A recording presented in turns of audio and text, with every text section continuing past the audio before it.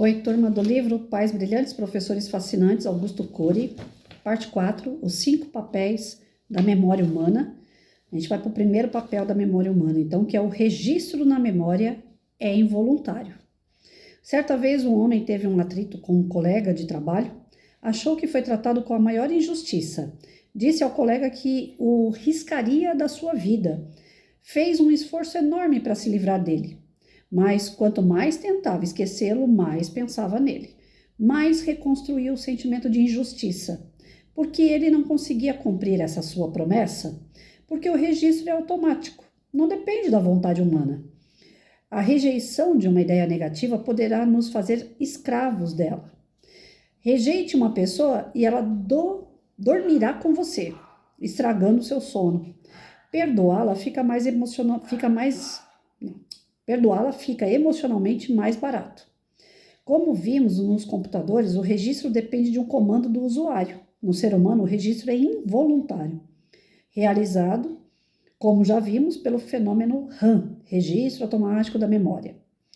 Cada ideia, pensamento, reação ansiosa, momento de solidão, período de insegurança são registrados em sua memória e farão parte da colcha de retalhos da sua história existencial, do filme da sua vida.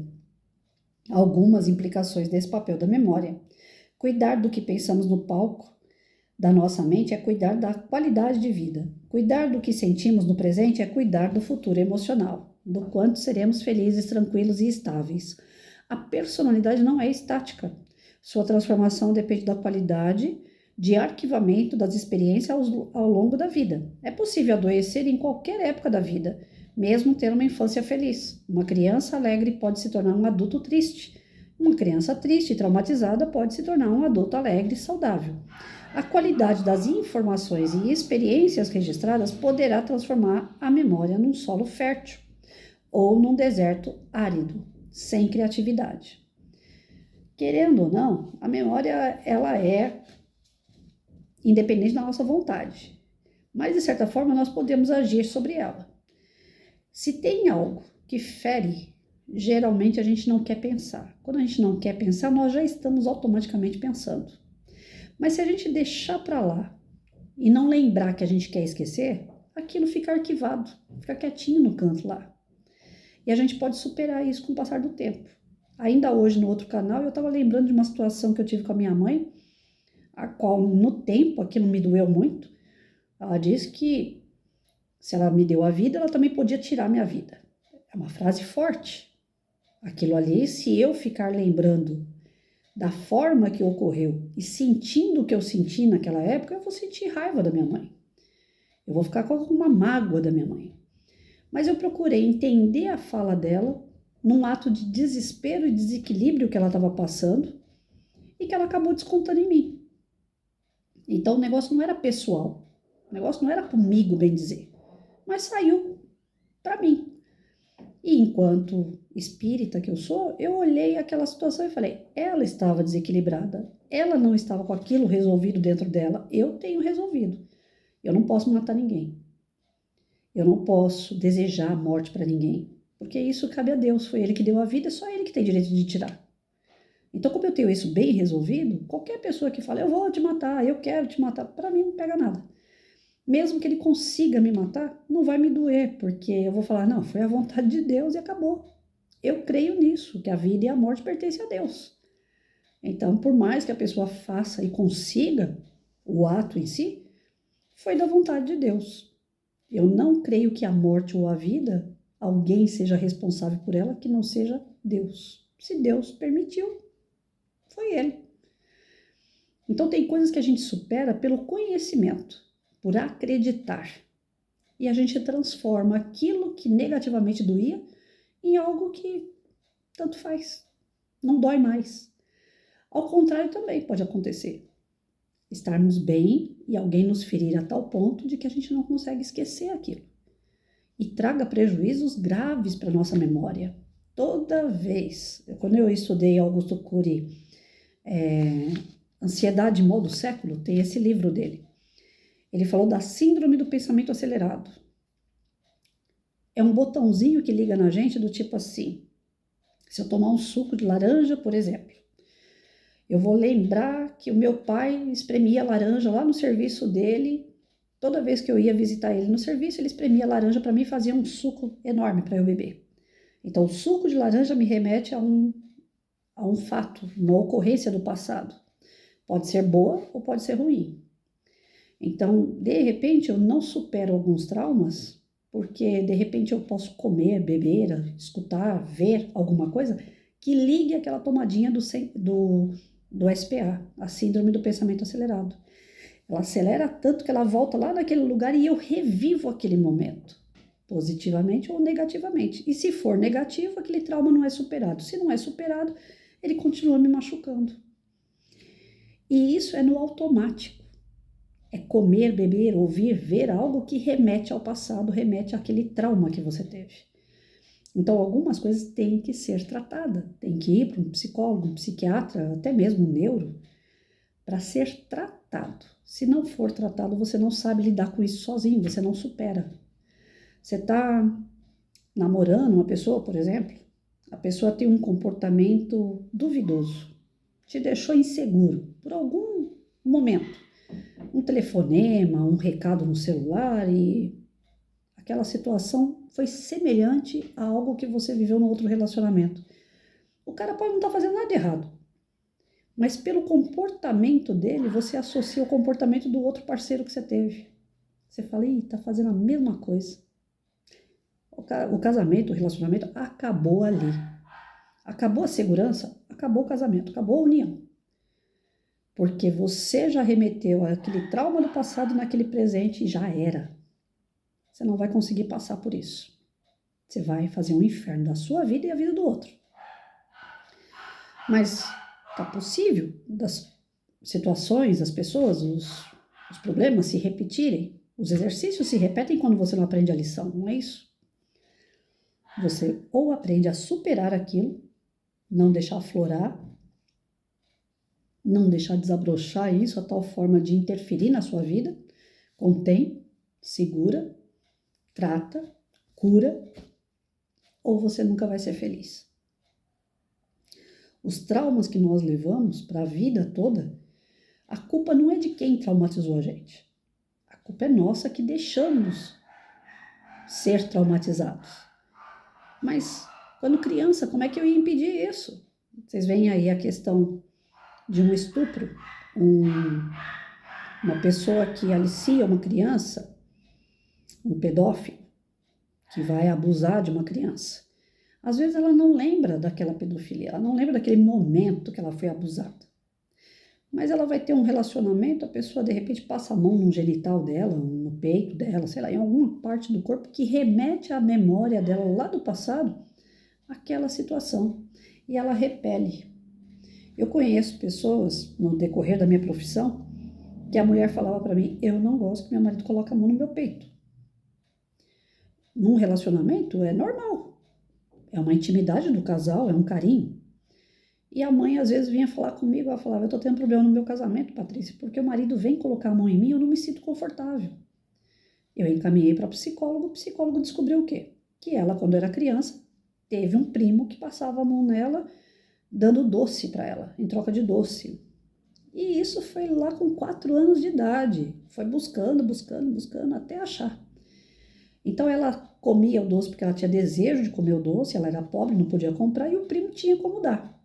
Mas era o toma lá da cá, deixa eu passar a mão no teu peito enquanto você me dá o doce. E ela foi lá atrás buscar isso, para poder consertar o casamento dela, saber superar essa situação. É uma coisa que a memória registrou, contra a vontade dela, e que ela não sabia expor, porque ela não sabia em que momento aquilo aconteceu. Então a nossa memória, ela pode nos trair, porque ela é involuntária, independente se eu quero ou não memorizar, eu vou memorizar. Tem coisas que não. Né? Eu preciso de papel para decorar, para escrever endereço, para escrever nome, às vezes, um telefone. Eu preciso anotar.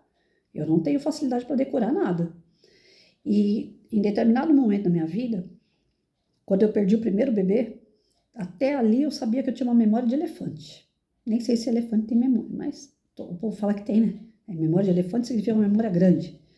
Eu consegui absorver muita coisa, até o dia que eu perdi meu bebê. No dia que eu tive o aborto espontâneo, a minha memória parece que saiu junto com o meu bebê ali.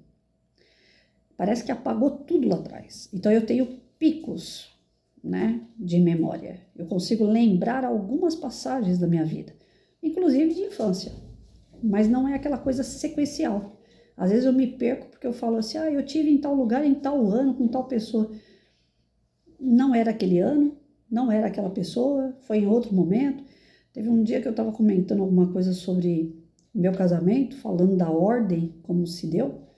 Aí depois eu falei, não, gente, eu atropelei. Eu fiquei no cortiço, foi depois que eu perdi o filho, eu falei que foi antes. Não, eu engravidei depois e falei que foi antes, sabe? A sequência das coisas às vezes me falta. Depois que eu perdi meu bebê, eu vi que a sequência das coisas me faltam. Eu tenho esses espasmos de memória. Então, hoje, eu acho que Deus foi tão benevolente comigo que muita coisa que estava me fazendo mal foi embora ali.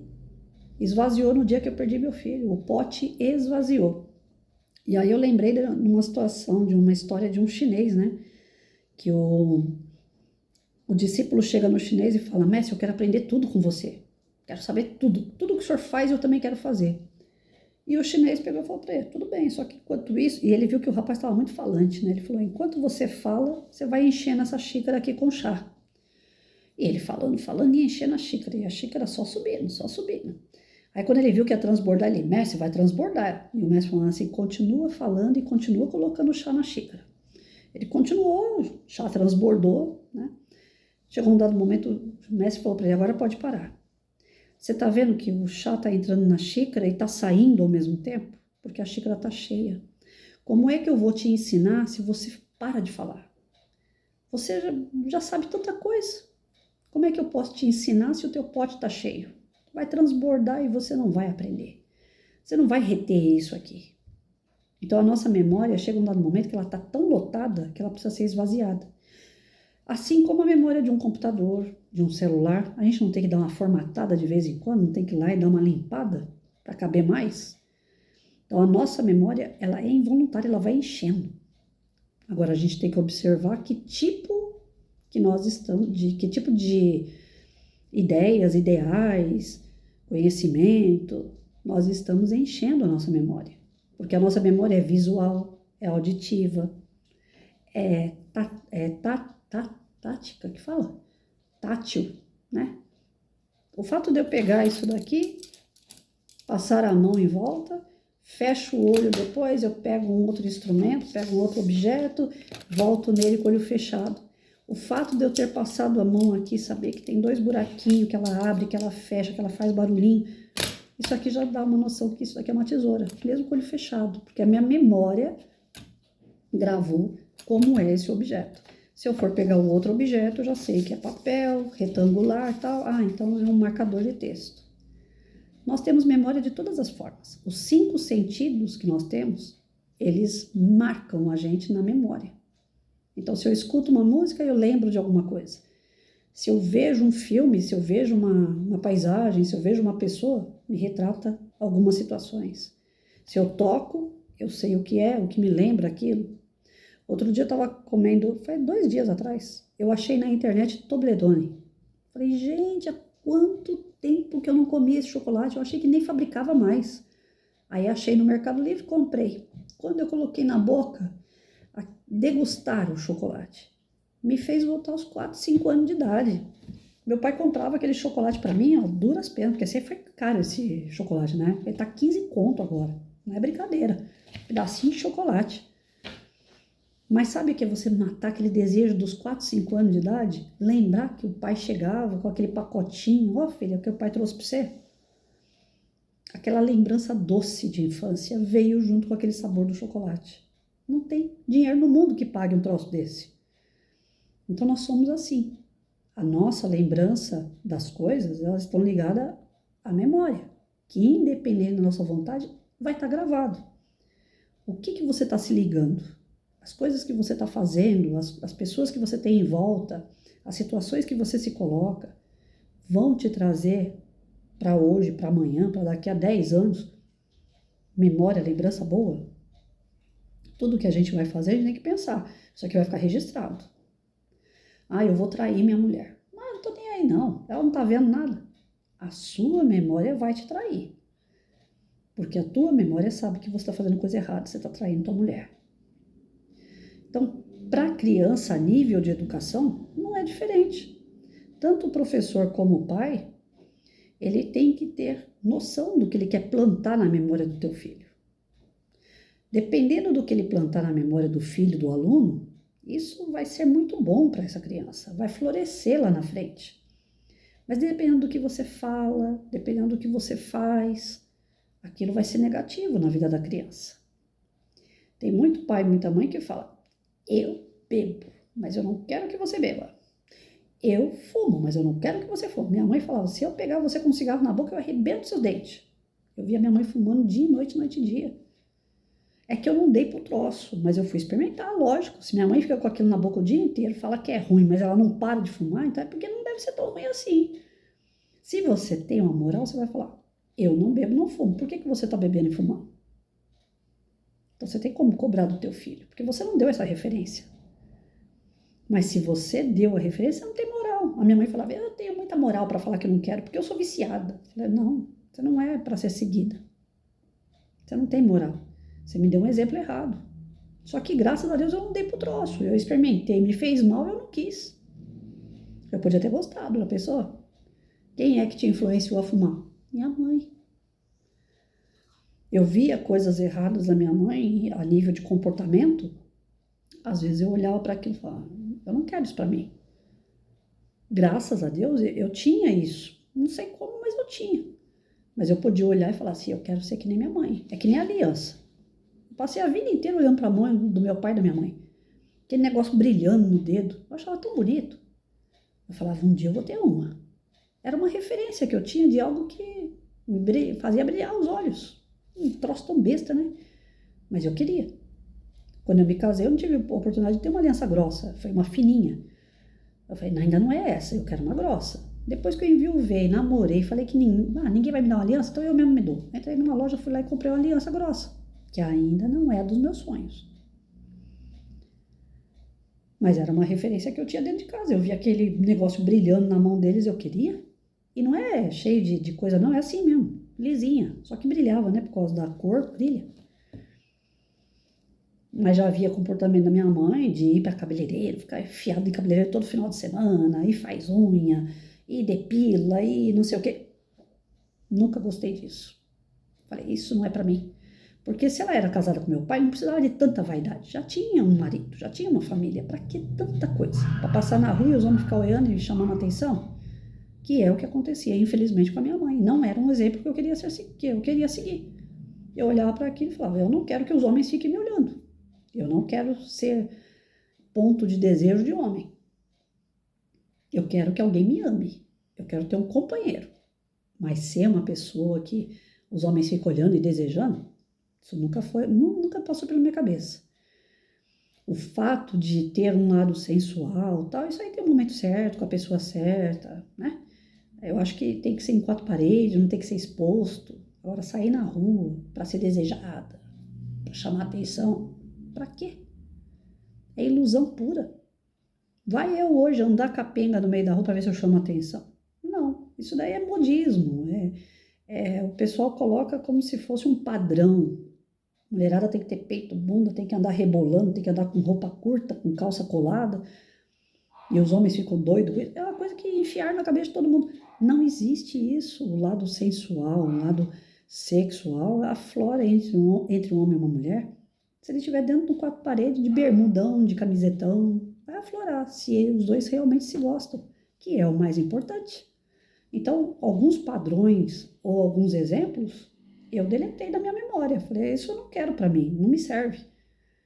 Mas podia ter sido ao contrário, como muitos alunos meus seguiram os passos dos pais. Aluno que bebe porque o pai bebe, fuma droga porque o pai fuma, virou marginal porque o pai é marginal, virou piriguete de vila porque a mãe andava de short curto, rebolando, mostrando as partes íntimas dela pro povo da rua inteira. Quando eu chamava uma mãe para reclamar da roupa da minha aluna na sala de aula, quando eu ia ver o tipo da mãe, eu falava, vou reclamar do quê? Olha o raio-x dessa mulher. Tive que tirar uns 23 anos de prefeitura Por 2 reuniões de pais eu tive que tirar mães diferentes da minha sala. Fala, dona, isso aí não é roupa para entrar na minha aula. Na minha reunião de pais, a senhora não pode entrar assim. 2 vezes aconteceu isso, 2 pessoas diferentes, em anos diferentes, turma diferente. A mulher vinha de short extremamente curto, com todas as partes praticamente mostrando. E eu recebo homens na minha sala, e mesmo que não recebesse, é uma sala de aula, tem que ter respeito. Então, as pessoas acabam repetindo aquilo que vê na família, geralmente. Difícil aqueles que conseguem ver o que está errado, como eu vi algumas coisas erradas e pulei. Falei, quando eu vejo, olha como a memória é, quando eu vejo uma mulher daquele jeito ali, se vestindo, se produzindo, com excesso de vaidade, querendo se mostrar para homem, logo em seguida vem quem na minha cabeça? A minha excelentíssima senhora mãe. Então eu estou colocando uma coisa bem particular para vocês verem como isso é grave. Fere, machuca. Eu, às vezes, eu não queria chegar perto da minha mãe. Tinha um asco com ela. Porque para mim ela era uma mulher do mundo, mesmo casada. E para passar por cima disso, entender que ela é cheia de defeito, que aquilo ali fazia parte de um defeito de fabricação, eu tive que trabalhar muito a minha cabeça. Principalmente a questão do perdão.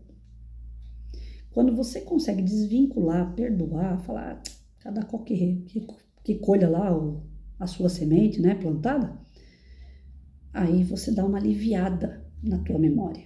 É a hora que você está formatando a tua memória, que você está limpando a tua memória para deixar outros conhecimentos chegarem. Porque se você for colocando tudo isso na cabeça, vai chegar uma hora que... E geralmente isso está atrelado também à questão física, inclusive de saúde. Tem pessoas que ficam doentes pelo excesso de bagagem que carregam na memória. Então, é involuntário? É. Você querendo ou não, aquilo vai te marcar? Vai. E você vai ter que trabalhar para tirar aquilo de dentro de você. Porque aquilo pode atrapalhar a tua vida. Na criança, principalmente, eles estão mais sensíveis. Eles têm aquela condição do amigo imaginário. Eles têm o sexto sentido. Que eles vão falar assim, o Joãozinho tá aqui brincando comigo, mãe. Aí a mãe olha e fala, mas cadê? Não tem Joãozinho nenhum. Tá sim, ó, o Joãozinho tá aqui. Eu que sou espírita, eu acredito que o Joãozinho tá lá com aquela criança. Porque o sexto sentido dele tá aflorado. Ele consegue ver aquilo que você não vê em adulto. Então é tão sério essa questão da sensibilidade, do ouvir, do ver, do tato, né? Do paladar e dessa sensação de coisas que eles não veem, mas eles sabem que tem. Eles aprendem por todos os canais. E nós, como adultos, nós temos que proteger. Então, dentro de casa, não pode ter funk. Ele vai ficar escutando essa porcaria, vai ficar atrelando aquela letra de música horrível, levando pro coração dele, levando aquilo como se fossem ensinamentos que ele deve seguir. Abaixa aqui, cai dali, faz não sei o que lá. A criança vai ficar vendo. Aqui em casa, meu filho começou a ver filme de guerra, de luta, jogar videogame um pouco mais, né? Com essas ações assim, depois dos 10, 12 anos de idade. Uma vez eu lembro que meu marido estava assistindo o primeiro Velozes e Furiosos. E quando ele começou a assistir, meu filho estava por perto brincando de carrinho no chão. Eu falei para ele, ele está ouvindo tudo isso aí? Tem palavrão, tem mulher pelada, tem gritaria, tem porrada, tem tiro. E ele vai ficar vendo essas coisas? Aí meu marido, mas é só um filme. Eu falei, mas ele vai ficar vendo essas coisas mesmo? Aí meu marido, tá bom, Patrícia. A chata era eu. Mas era uma situação que eu sei que se meu filho assistisse, aquilo ia ser plantado na mente dele. Então eu não queria que chegasse no coração dele aquele tipo de coisa. Depois que cresceu, eu sei lá quantos Velozes e Furiosos tem. Eu sei que eu já assisti todos. Não tem problema nenhum, não tenho filho pequeno, ninguém vai ficar marcado pro resto da vida por causa de um filme daquele. Eu gosto de filme de ação também, mas tem um momento certo, a pessoa certa. Na frente da criança nem tudo você pode falar, nem tudo você pode fazer. Eu tive um aluno que começou a falar de sexo na sala de aula com 7 anos de idade, porque ele via pai e mãe transar. Ele ficou marcado na cabeça dele, para onde ele ia, e ele deu trabalho até a adolescência, se ele não está dando trabalho até hoje, que eu não duvido, que é adulto, já é casado, já tem filho. Porque aquilo marcou. O meu irmão, uma vez, ele tinha, acho que uns 3 anos de idade, por aí, pequenininho. Eu dei um beijo assim, né, a bitoca, num paquerinha que eu tinha. Aí ele chegou perto da minha mãe e na minha boca. A minha mãe, mas onde você tirou isso, Hudson? Beijar a boca da irmã não pode. Aí ele, do jeito errado de falar, que ele falava errado, ele quis dizer, a Patrícia beijou o fulano de tal, por que eu não posso beijar? Ele me entregou para minha mãe, quase que eu tomei uma surra, porque ele só viu aquilo, uma despedida de 2 paquerinhos. Não tinha beijo de boca, de língua, nada não. Aquela coisa de encostar, só isso. Ele foi lá e reproduziu igualzinho. Quase que eu tomei uma surra por causa daquilo. Eu tive que inventar um monte de mentira para poder acalmar a situação. Então, tudo que você fizer na frente de uma criança, ela vai te observar. Ela vai repetir, mais dia menos dia. Às vezes eu pegava dando sermão no ouvido do meu filho, falava, meu Deus do céu, tô igualzinha a Dona Maria. Quando minha mãe pegava para falar, era um salve quem puder. Tinha que escutar, mas falava. E às vezes eu pegava meu filho e falei, ixi, eu tô fazendo igualzinho. Tem uma música do Legião Urbana que fala, né? Pais e filhos, o que você vai ser quando crescer? Você vai reproduzir tudo que seus pais fizeram. Querendo ou não querendo. No automático você vai estar fazendo grande parte das coisas que eles fizeram. Então, para isso, essa memória involuntária tem que ser trabalhada. Opa, vi algo que não está bom. Tenho que trabalhar para isso não ficar dentro de mim. Lá na frente estou reproduzindo alguma coisa. Opa, não posso reproduzir isso. Aí eu não gostei lá atrás e agora estou fazendo também. Muitas das vezes, quem vai aliviar tudo isso, vai formatar, vai limpar a gente, é um psicólogo, um psiquiatra. Tem que ser procurado para limpar a nossa memória. Tem que ajudar a relevar aquele lixo todo que a gente colocou a vida inteira dentro de nós. Para isso que esses especialistas estão aí. Na verdade, eles são faxineiros da sujeira que a gente guarda. Eles são especialistas sérios. Não tem essa história de médico de louco, não. Ninguém tá louco quando vai procurar um psicólogo, um psiquiatra.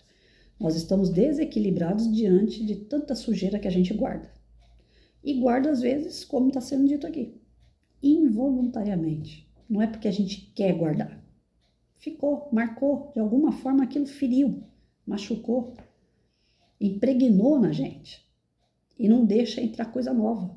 Fica ali, parado, entupindo o canalzinho para chegar coisa nova. Então é necessário, às vezes, esvaziar esse pote para que novas coisas cheguem em nós, coisas melhores, né, que vão fazer com que a gente cresça. Isso serve para criança, serve para o adulto, para o velho, não interessa. Isso daí não tem idade. Nós estamos falando de educação para as crianças, porém serve para todos nós. É o momento de refletir. Estou precisando fazer uma formatação na minha cabeça, nos meus sentimentos? A hora é agora, bora lá. Tem que procurar um psicólogo, tem que procurar um psiquiatra, tem que procurar um neuro? Bora lá. Nunca é tarde. Ah, não, já tô velho demais. Agora eu sou o que eu sou e acabou. O estilo Gabriela, sabe aquela síndrome Gabriela? Eu nasci assim, eu cresci assim, eu vou morrer assim? É o pior que tem. A pessoa estagna. Ela para no tempo. Ela acha que é a dona da verdade, que só ela tem razão. Ela não aprende mais nada. E nós não fomos criados para isso. Nós somos seres humanos que nascemos simples e ignorantes, com a tendência para a evolução. E a evolução só é possível através de conhecimentos. Às vezes é necessário jogar um conhecimento velho, usado, que deu errado, para abraçar um novo. Isso vai garantir a nossa evolução, a nossa melhora. Então, bora lá, né? Vamos trabalhar essa memória aí.